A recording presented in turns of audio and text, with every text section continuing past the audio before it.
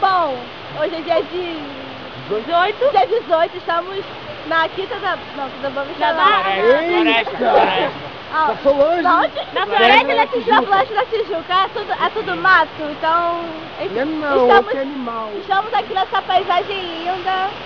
Olha, com os amigos, Marcão, Darlan, Felipe, a Anne, apreciando a imagem.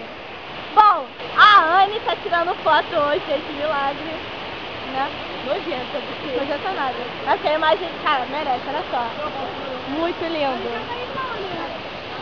Tudo muito lindo. Felipe Evangelista.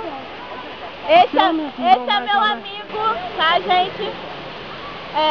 Então, só pra vocês saberem que... Ó, gente, isso é um passeio de escola, tá? Rapidinho, Marcos. Vamos ficar no bolsinho e vamos filmar também. Beijo!